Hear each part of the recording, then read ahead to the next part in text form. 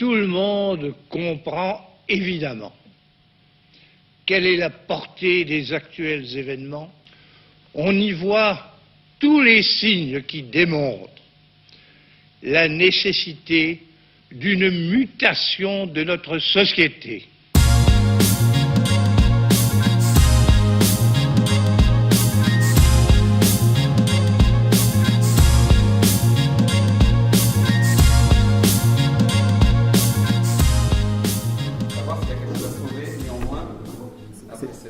Alors c'est tout à fait, c'est tout à fait ça, disons que je me place un peu dans une position délicate parce que je vais essayer de défendre un peu mai 68. Au moins d'essayer de faire l'inventaire de cette expérience historique et d'en tirer certaines leçons pour justement essayer de comprendre l'époque actuelle. Moi je pars d'un point de vue qui est un peu différent de celui-là de François, c'est-à-dire que pour ma part, je pense que mai 68 n'est pas un mouvement qu'on peut prendre d'un bloc et qu'il faut extrêmement nuancer ses différents aspects. Dans le sens qu'il y a beaucoup d'éléments de mai 68 qui ont été évacués, qui ont été escamotés, et je pense que justement, c'était été une révolution confisquée, dans le sens que ceux qui l'ont vraiment menée en sont pas forcément ceux qui en ont le plus profité. C'est-à-dire que, par rapport à mon point de vue, je pense que par exemple, et là où je suis d'accord avec François, c'est qu'il y a une certaine catégorie sociologique qui a récupéré mai 68 à son profit, et d'ailleurs qui en a tiré d'importants profits et qui a pu justement prendre une certaine place dans le système et surtout acquérir une représentation symbolique qui les permettait de les valoriser. Et je pense qu'ils ont à partir de là créé une légende dorée de mai 68 comme une grande fête collective, une orgie au quartier latin qui est très très éloignée de ce que la majorité des Français, aussi bien des classes populaires, ouvriers, paysans, ou même les jeunes de l'époque qui étaient justement dans des zones urbaines comme les bidonvilles qu'il y avait autour des villes parisiennes ou les premières cités HLM, n'avaient pas forcément du tout la même vision et ne partageaient pas du tout la même vie que le petit carré doré des Sorbonnards et du quartier latin. Donc pour mon point de vue, disons qu'il y aurait eu deux bandes-sons en mai 68. La première bande-son, c'est Antoine, c'est un peu le délire hippie folk. Et de l'autre côté, il y avait pour moi Jean Ferrat. Et c'est justement cette idée que, à travers la France, mai 68 n'a pas été vécu comme au quartier latin. C'est-à-dire que pour moi, mai 68, c'est une reconstitution a posteriori, en tout cas la légende dorée telle que présente François dans son exposé qui a précédé. C'est pour moi quelque chose qui a été reconstruit par les leaders de mai 68 qui s'étaient recasés justement dans les médias pour essayer d'évacuer tous les aspects qui pouvaient les empêcher justement de progresser dans le système et surtout en gommer les aspects qui, pour le coup, étaient sombres pour eux. C'est-à-dire tout l'aspect, je pense, lié à la fantastique grève générale qu'a représenté mai 68. Je vais en exposer dans la première partie justement ce mai 68 ouvrier et surtout ce mai 68 violent dans le sens qu'on a eu une contestation qui a été vraiment menée réellement par rapport à des revendications très fortes des classes populaires et qui a été présent dans toute la France, et c'est un des cas uniques dans l'histoire de France justement, c'est grève générale. Et l'autre aspect, c'est justement l'héritage ambigu de mai 68, c'est-à-dire que tout ce qu'a présenté François est juste, mais on ne doit pas oublier que dans mai 68, il y a aussi des éléments qui ont été, je pense, des remises en cause et une tentative de rupture avec le système qui se mettait en place justement et qui a triomphé justement après mai 68. Et j'exposerai à travers différents exemples, disons des germes justement de critique de la société qui sont devenus après très très pertinents justement après la fin des 30 Glorieuses et le début de la crise du capitalisme. Et donc pour présenter un peu mai 68, pour moi mai 68 c'est une période historique qui n'est comparable que la Révolution française ou la Résistance. C'est-à-dire qu'on voit se mettre en place un mythe qui est créé a posteriori, mais qui évacue justement les aspects sombres, mais aussi certains acteurs qui sont gênants pour ceux qui vont utiliser mai 68 pour faire leur ascension sociale. Et je pense que pour commencer justement à avoir un peu plus clair, il faut resituer par rapport au mai 68 évacué, le mai 68 ouvrier. C'est-à-dire que vous avez, pour le coup, la plus grande grève générale de l'histoire. Vous avez 9 millions d'ouvriers en grève, mais pas simplement des ouvriers. Ça touche toute la société française, c'est-à-dire que depuis les vendeuses des grands magasins parisiens aux travailleurs agricoles au fin fond du Larzac, tout le monde est en grève. La France est paralysée. Et la plupart des personnes de l'époque, je pense par exemple à mes grands-parents, ils voyaient comme mai 68, surtout comme ce moment-là où on a eu peur par exemple du retour du rationnement, où on a eu peur que une situation déboule sur en gros ce qu'ils avaient vécu pendant la Deuxième Guerre mondiale, c'est-à-dire une situation de rupture d'alimentation, de rupture des réseaux. Et donc on a une situation où vraiment la France est paralysée. Et cette France est paralysée, pourquoi ? Parce qu'il y a à un moment donné des blocages qui sont organisés, c'est une grève générale, donc comme j'expliquais, et surtout c'est une grève qui a très vite eu des impacts très, très forts à des niveaux très locaux, dans le sens que, par exemple, l'épicentre des actions violentes, c'est pas forcément le quartier latin, mais c'est plutôt ou les grandes usines autour de Paris comme à Renault ou à Flins, mais c'est aussi, par exemple, dans les provinces, des villes qui sont carrément en situation insurrectionnelle. Par exemple, on a le cas de Nantes, où le préfet est quasiment, songe vraiment à faire intervenir l'armée, parce qu'il voit la situation complètement lui échapper. Il voit aussi qu'il ne peut pas compter sur certains éléments des forces de l'ordre qui sont quasiment en train de sympathiser avec les gens. Donc il y a vraiment une situation où il y a, par exemple aussi à Besançon, aussi à Toulouse, des convergences très fortes entre les paysans et les ouvriers, mais aussi les étudiants et les lycéens. Et on voit tout le corps social français soutenir un mouvement qui va durer quelques semaines, c'est quoi, 5 semaines à peu près, mais vraiment 5 semaines avec une intensité révolutionnaire assez rare. Et dans le sens que même si, pour le coup, il n'y a pas eu de mort, il y a eu aussi une répression très très forte de ce mouvement, et surtout il y a eu un mouvement de sympathie par rapport à ceux qui menaient ce mouvement, qui va être très très fort aussi. Et il faut resituer, je pense, mai 68 aussi dans une histoire plus longue, qui est celle, disons, de toute la résistance ouvrière, et surtout de toute l'idée que, à un moment donné, la France a été une nation largement prolétaire, et justement c'est l'énorme travail qui va donner naissance aux 30 Glorieuses, ça ne sort pas de rien. C'est aussi tout un travail de reconstruction qui a été demandé à la classe ouvrière française, qui a été mené avec d'énormes sacrifices, dans des conditions souvent très très dures. On parle du rationnement, mais je pense que pour beaucoup de Français, c'était pas du tout un souvenir très éloigné à 68. Le rationnement finit dans les années à peu près 50. Et c'est vrai que pour beaucoup de personnes, 68, c'est un rappel aussi de cette époque-là, c'est-à-dire un moment où on sent que l'histoire se présente devant eux. Et par rapport à ça, je pense qu'on ne doit pas oublier que mai 68 est donc un mouvement ouvrier, parce qu'aussi ce mouvement a été préparé dans toutes les années 60 par d'énormes grèves locales, pour la plupart, qui ont été menées justement de façon assez sauvage, dans le sens que les syndicats étaient débordés par des gens qui avaient des slogans très réalistes pour le coup et très pragmatiques. C'était « on ne veut pas perdre notre vie, à la gagner ». Donc avec vraiment une revendication que les profits qui étaient nés justement de l'énorme travail mené par la classe ouvrière reviennent un peu aux gens qui le produisaient. Et on doit se rappeler aussi que mai 68 intervient dans une société française qui n'est pas forcément idyllique, dans le sens que il est vrai qu'il y a une grande nostalgie de la France des années les 30 Glorieuses, qui auraient été plus calmes, un peu une nostalgie liée, je pense, au film d'Audiard, à une certaine ambiance, qui est réelle. Mais il ne faut pas oublier qu'aussi, à cette époque, les conflits sociaux sont très très violents, il y a des morts régulièrement dans les conflits. Par exemple, un slogan de 68 qui peut paraître idiot dans la bouche des étudiants, qui était CASSS, était vraiment constitué d'un souvenir historique qui était très fort. C'est un slogan qui a été forgé lors de la grande grève des mineurs en 1947, c'est-à-dire juste après la guerre.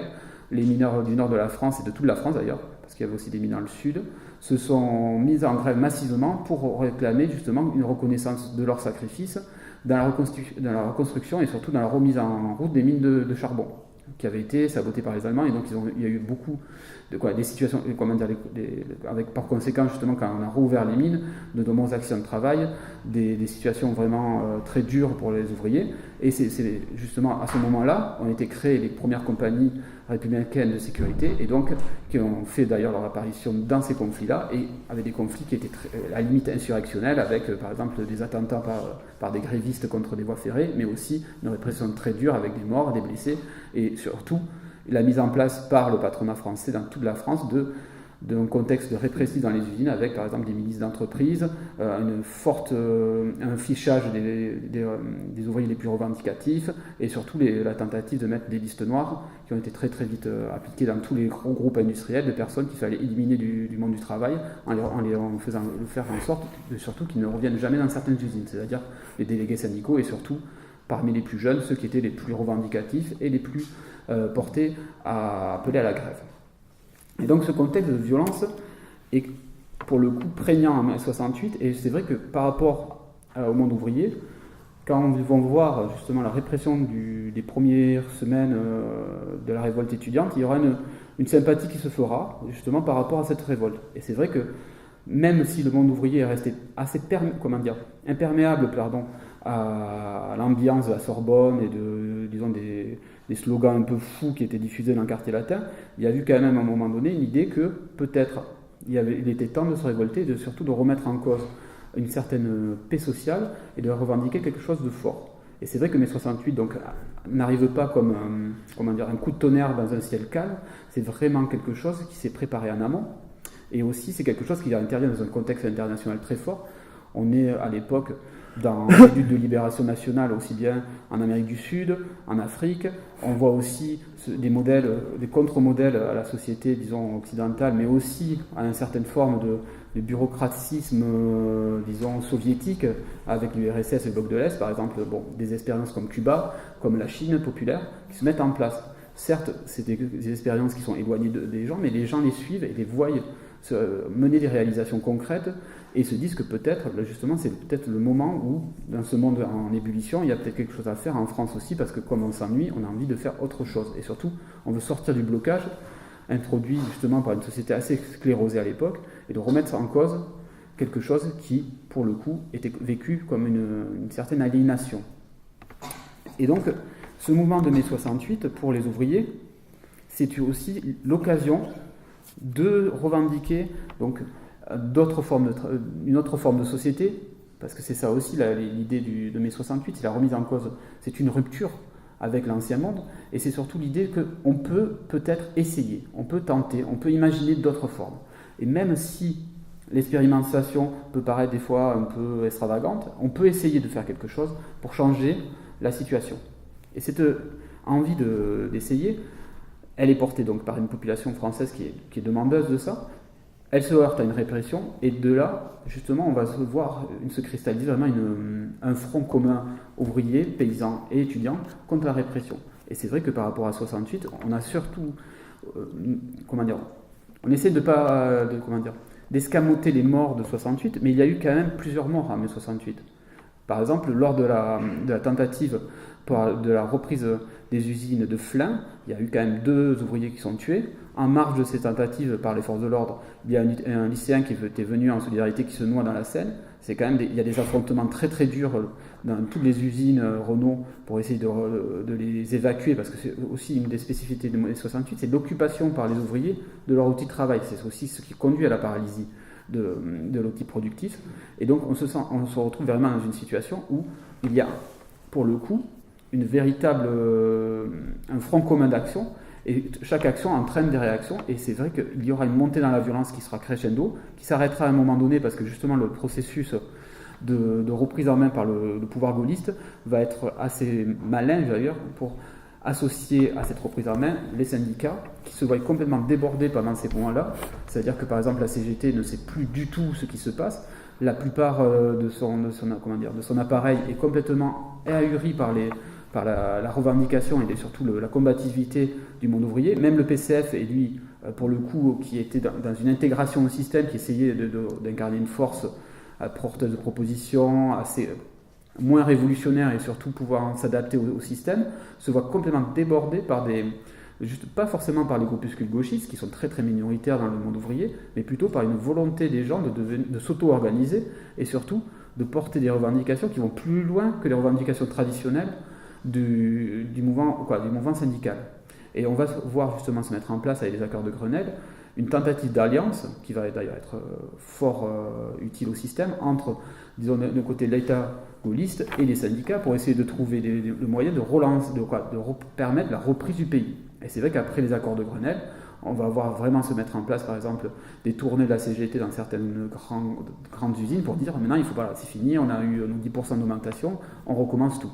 Alors que 10% d'augmentation pour la plus grande grève, et d'ailleurs on doit se rappeler que mai 68 est la plus grande grève ouvrière et générale de l'histoire, ce qui n'était jamais arrivé. 10% d'augmentation, c'est pas grand chose, surtout que ces 10% vont être après rattrapés par les années qui vont suivre mai 68, c'est justement le début de la crise économique par le choc pétrolier, et elle va représenter rien du tout au final. Donc on peut se dire que mai 68, au moins du point de vue ouvrier, a été une confiscation de quelque chose qui avait été globalement vraiment une rupture radicale par l'appareil d'État. Et dans cet appareil d'État, justement, qui va s'intégrer ? C'est les anciens leaders de mai 68 qui vont, à partir du tournant des années 70, commencer justement à dériver vers des positions réformistes et surtout essayer de d'escamoter tout ce mai 68 ouvrier, violent, révolutionnaire, pour en faire justement la fable dorée que tu as très bien évoquée, c'est-à-dire un événement qui n'a pas eu lieu. 68, ce n'est pas une révolution, c'est juste un chahut étudiant, certes un peu poussé, bon, il y a eu quelques petites voitures qui ont cramé, mais bon, c'est pas grave, on va s'en remettre. Les usines sont reparties, il ne s'est rien passé en mai 68, tout va bien, on a juste eu quelques petites réformes sur les mœurs et tout ça, mais la société démocratique perdure, a repris ses droits, et on peut justement y participer parce que maintenant, justement, comme tu le disais, les fils de bourgeois ont pris leur place dans l'entreprise familiale et peuvent la gérer à leur façon. Et donc c'est vrai que 68, c'est vrai que c'est une époque balzacienne pour ça, c'est qu'on voit vraiment un recyclage, à partir surtout des années 70, de toute l'élite intellectuelle du mouvement 68 art étudiant dans le système. Et justement, par rapport à ça, il va avoir une tentative de relecture pour évacuer la violence, surtout qu'à l'époque, on voit que la violence est encore présente, dans le sens que dans les années juste après 68, quand même, le débat politique est toujours violent. Vous avez par exemple toutes les organisations d'extrême gauche ont des services d'ordre, qui sont violemment équipés lourdement, avec des manches de pioche, des barres de fer, des casques, et qui s'affrontent aux forces de l'ordre, aussi aux militants d'extrême droite comme Ordre Nouveau ou les héritiers d'Occident, mais aussi entre eux. Donc vous avez vraiment, à l'époque, chaque organisation dit combien de divisions, combien de SO tu peux présenter pour représenter quelque chose. Et c'est le SO le plus important qui, pour le coup, incarne l'organisation la plus importante. Et toute cette violence qui est portée par 68 va petit à petit essayer d'être canalisée justement par les leaders qui se rendent compte que ça ne mène nulle part, et ça va surtout ça peut les empêcher d'intégrer le système. Et donc on verra par exemple dans certaines manifestations où par exemple vous avez des débordements par des casseurs et des futurs autonomes, justement à la fin des années 68, 60, 70, début des années 70, par exemple les somaoïstes protégeront des armureries qui ont vu leurs vitres cassées par des autonomes qui voulaient les piller. Et donc les mecs se mettent en ordre devant pour les protéger. Et ainsi de suite, avec justement cette idée qu'il faut essayer de canaliser la violence, la réduire au maximum. C'est par exemple aussi ce que va faire le SO de la CGT pendant tous les mouvements ouvriers et révolutionnaires qui vont suivre, c'est-à-dire essayer de canaliser au maximum pour qu'il n'y ait pas de débordement, et surtout que tout rentre dans l'ordre, et que tout le monde puisse avoir son rôle de partenaire social, et que chacun puisse tirer bénéfice de l'équilibre démocratique. Par rapport à ça, on va aussi se mettre en place, à partir de la fin justement du rêve 68 art, cette reconversion, et surtout un nouveau discours des élites justement de gauche, c'est-à-dire justement cette idée que il faut une certaine forme d'humanisme. Ça sera le grand mythe justement des nouveaux philosophes, c'est-à-dire que le monde aujourd'hui se diviserait, surtout dans le monde des années 70-80, entre le système totalitaire représenté par l'URSS, qui serait le monstre ultime, en gros que la Shoah rencontre le goulag, et que de toute façon toute forme totalitaire est à bannir, et justement cette espèce d'humanisme guerrier, cette idée que justement la démocratie doit se défendre, on doit être justement sur un plan moral, on doit être moralisateur, et donc on ne doit plus être acteur de l'histoire, c'est-à-dire en gros on doit défendre les victimes, mais forcément on ne doit pas être acteur, on ne doit pas être le résistant, parce que c'est vrai que la rupture fondamentale avec l'esprit de 68 par rapport, je pense, la récupération par le système des anciens leaders de 68, des anciens intellectuels de 68, c'est justement cette idée qu'on passe d'un moment historique où il fallait être acteur, c'est-à-dire que c'était la figure du résistant, du combattant anti-impérialiste, du Viet Cong, qui était un acteur de sa lutte, à l'idée que ce qui est digne et respectable, c'est la victime, c'est-à-dire les personnes qui ne font que subir la répression, qui ne font que subir le totalitarisme. Et c'est vrai que ce basculement, on le voit encore actuellement, dans le sens que ça imprègne le discours moralisateur, c'est-à-dire qu'on cherche toujours à poser un discours victimaire, quel qu'il soit, sur n'importe quelle situation historique actuelle. C'est-à-dire que on va toujours voir les victimes, les cellules, disons, d'aide psychologique et tout ça. Et c'est vrai qu'on nie cette idée qu'on doit être justement, et que nous, à Rébellion, nous essayons de remettre en avant, des êtres, des hommes et des femmes acteurs de leur histoire. Et c'est vrai que c'est un élément qui est important pour comprendre justement le basculement de cette génération que tu as très bien décrit dans le système et sa récupération. Et après, pour ma deuxième partie, était sur le mai 68 et son héritage ambigu. C'est-à-dire que mai 68, pour le coup, est une remise en cause et une rupture qui porte en elle aussi une véritable, des véritables morceaux, des véritables aspects authentiquement révolutionnaires, qui ont été certes complètement galvaudés, qui ont été récupérés, détournés, et curieusement, qui aujourd'hui prêtent à sourire. Mais il y a beaucoup de choses en mai 68 qui peuvent être encore, à l'heure actuelle, pertinentes et surtout révolutionnaires. C'est-à-dire que, par rapport à ça, je pense que la spécificité du mai 68 français, c'est la rencontre à un moment donné entre les étudiants et le mouvement ouvrier. C'est-à-dire que, certes relatif, mais pour le coup, un des courants majoritaires de mai 68 était le maoïsme, et le maoïsme a fait justement du lien entre les luttes ouvrières et leur découverte, parce qu'il faut aussi resituer que justement les personnes qui étaient issues de la bourgeoisie et qui étaient étudiants à l'époque n'avaient aucun contact avec le monde ouvrier et étaient très éloignés du monde ouvrier. Ils ont vraiment découvert le monde ouvrier, et d'ailleurs ça a mené aussi à quelque chose qui était assez intéressant, c'est-à-dire que par exemple il y a eu le phénomène des établis, c'est-à-dire des étudiants d'origine bourgeoise qui allaient s'établir en usine, dans des grandes usines parisiennes ou de l'Est de la France, pour essayer justement de diffuser des idées révolutionnaires auprès des ouvriers. Certes, c'était naïf, mais en même temps, on voyait une tentative de lier justement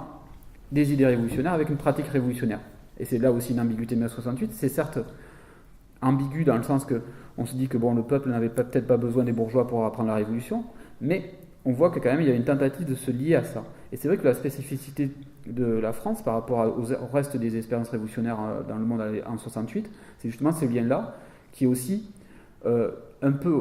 qui aura aussi un parallèle en Italie justement avec le mouvement autonome et aussi avec l'idée que justement il fallait être spontané, donc mener des luttes spontanées en réunissant les jeunes étudiants avec les ouvriers. Et donc ce qu'on va essayer de voir en mai 68, c'est aussi de faire ce lien entre idées et action. De mettre en parallèle les deux, et surtout de vivre des expériences. Et ce serait que ça va être l'expérience du choc culturel pour beaucoup justement d'étudiants, c'est-à-dire c'est ou l'établissement en usine, ou alors un autre phénomène qui sera assez intéressant aussi à voir en mai 68, c'est le retour à la terre et le retour au monde rural. C'est-à-dire que par exemple, vous avez plusieurs tentatives de mise en place de communautés dans l'esprit un peu hippie, mais aussi dans un esprit plus ancien qui est aussi lié au mouvement révolutionnaire, libertaire, anarchique, c'est-à-dire d'essayer de vivre en autarcie, de vivre en lien avec la nature, de se raciner dans des cultures régionales, de redécouvrir par exemple les langues régionales. Ça a été aussi cette tentative d'aller à la rencontre du monde paysan, qui était là aussi quelque chose encore plus inconnu que le monde ouvrier, pour la plupart des gens des villes dans les années 50, qui est vraiment une coupure. Les années 60, c'est vraiment la coupure avec le monde rural, et c'est surtout le début, même l'intensification de l'exode rural. C'est-à-dire les campagnes se vident, vous avez des zones en France qui sont complètement dépeuplées, ou parce que les gens ne peuvent pas vivre, donc partent travailler en usine, c'est la chanson de Ferrat, justement. Mais c'est aussi cette idée qu'à un moment donné, ces gens qui vont aller vers les campagnes vont essayer de faire souche, avec des fois des chocs culturels justement entre les paysans et ces hippies entre guillemets, parce qu'il n'y avait pas que des hippies, il y avait aussi beaucoup de jeunes qui n'avaient pas forcément tous les stéréotypes du milieu hippie, mais qui voulaient vivre une expérience de retour à la terre. Et surtout, ce choc culturel, des fois, c'est en gros le paysan qui trouve une bande de hippies en train de nager tout nu dans le ruisseau à côté de son village. Voilà, c'est aussi des fois des tentatives assez grotesques, certes, de s'adapter à la culture locale, par rapport, par exemple, moi j'ai un souvenir de mon grand-père qui me racontait, par exemple, en Ariège, vous aviez, par exemple, un truc très drôle, c'était qu'ils avaient vu justement des hippies qui traînaient des arbres entiers, ils ne comprenaient pas pourquoi. Et une fois, ils rentrent dans une petite masure qu'ils avaient repris, ils brûlaient carrément l'arbre entier, et petit à petit, l'arbre passait dans la cheminée à mesure qu'il brûlait. Bon, c'était sûr, parce qu'ils ne savaient, justement, parce qu'après, ils ont découvert qu'ils ne savaient pas découper le bois. Donc, il y avait un petit problème technique qui, justement, a permis aux gens du village de leur expliquer que voilà, ça, c'est une hache, ça peut être très utile, vous allez voir, on va vous montrer comment on coupe un peu du bois. Et donc, tout ça, ça montre qu'il y a eu une tentative, à un moment donné, de se réenraciner, qui a marché pour certains. Certains, souvent la caricature, c'est les communautés hippies qui ont fini divisées sur des questions liées à la sexualité et tout ça, mais il y a beaucoup de gens qui sont implantés à la campagne à un moment donné, surtout dans les zones reculées. Par exemple, je pense au Larzac, je pense par exemple les Cévennes, voilà. Et ils ont fait souche et ils se sont réimplantés dans des communautés locales qui les ont intégrés et ils ont formé une autre dynamique collective. Et donc cet élément-là est intéressant justement parce que cette idée d'expérimentation, on le retrouve aussi dans un autre mouvement qui est très important en mai 68, c'est la découverte de l'écologie. Et c'est vrai que la redécouverte de l'écologie, 68 n'a pas inventé l'écologie. 68 va juste donner une diffusion plus large aux thèses écologistes. C'est par exemple le travail qu'a mené quelqu'un pour lequel j'ai un grand respect, qui s'appelait Pierre Fournier, qui était, un dessinateur et un journaliste qui écrivait d'abord dans des petites feuilles, il a essayé de vivre de sa plume et de son dessin. Et par hasard, il envoie un jour des dessins au journal Harakiri, et les mecs lui disent bon, c'est sympa, tu viens au comité de rédaction. Et donc il y va, et lui, pour le resituer, il ne boit pas d'alcool, il est végétarien, il prône justement une espèce de vie très ascétique, et il tombe sur une beuverie générale à Harakiri avec Choron et Cavana en train d'être à moitié sous, et qui lui disent bon d'accord, tiens, tu dessines bien, tu auras 3-4 pages dans le journal. Et lui commence à dessiner, et petit à petit, l'écologie c'est quelque chose qu'il connaît parce qu'il vient justement d'une famille qui est de Savoie, et donc c'était des enseignants dans des écoles primaires en Savoie, donc il connaît très très bien ça, et donc il en commence à en parler, il fait des petits articles, et il reçoit à ce moment-là justement du public de Harakiri des tonnes d'insultes, parce qu'il dit tu nous fais chier avec ton écologie, nous on n'en a rien à faire, les arbres on s'en fout, nous on veut la révolution parce qu'on veut justement l'amour libre et tout ça. Et tu es trop triste, tu nous parles de pollution qui va détruire la planète, mais qu'est-ce que c'est que ça voilà. En gros, il y a cette chose culturelle, mais en même temps, il y a d'autres petit à petit, en développant justement ces thèses et en répondant aux gens, il y en a de plus en plus qui sont intéressés, et il va fonder le premier journal écologiste radical en France, qui est La Gueule Ouverte. Il va mourir d'une crise cardiaque assez jeune, malheureusement, mais le mouvement qu'il va lancer, justement, il va être aussi un précurseur important de ce qui va suivre mai 68, surtout dans le mouvement écologiste, c'est l'opposition au nucléaire. Et donc il sera un des premiers à lancer des campagnes d'opposition aux installations de centrales nucléaires en France. Et donc il aura ce rôle fondateur. Et cette personnalité, justement, c'est ça, cette rencontre entre, disons, l'écologie véritable et 68, il sera entendu par certains, et d'autres, Choron et les autres, s'en ficheront complètement. Et un qui va l'entendre très tôt, c'est justement Bernard Charbonneau, qui est un des grands penseurs de l'écologie française avec Ellul, qui va être justement un des collaborateurs de La Gueule Ouverte dès le départ, en disant justement qu'il était, lui pour le coup, Charbonneau, et pas du tout un mai 68 art, c'est pas du tout un bobo. On a fait justement une présentation à Toulouse récemment sur lui, c'est vraiment quelqu'un qui, pour le coup, est un écologiste intégral, qui a vécu son écologie dans son engagement et aussi dans sa pratique. Et lui va rejoindre La Gueule Ouverte en disant je ne suis pas d'accord avec le côté 68 art, mais je vais collaborer parce que vous êtes le seul journal justement à mener une mobilisation sur des questions importantes liées à la ruralité, liées à une paysannerie non chimique, et c'est important de vous soutenir. Et je pense que là, pour finir sur ça justement, l'aspect intéressant aussi de mai 68, c'est aussi ce fut une occasion aussi de redécouvrir des mouvements marginaux idéologiquement.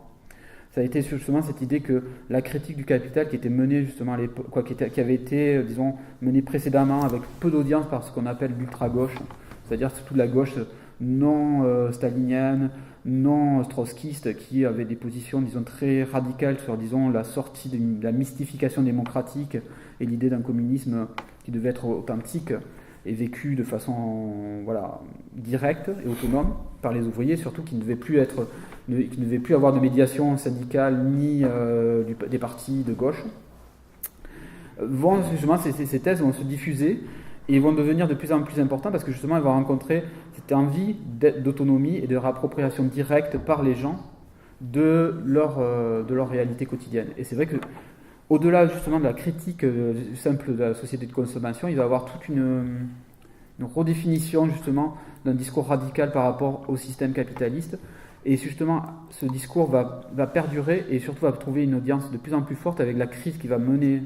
que va provoquer, disons, la première grande crise pétrolière.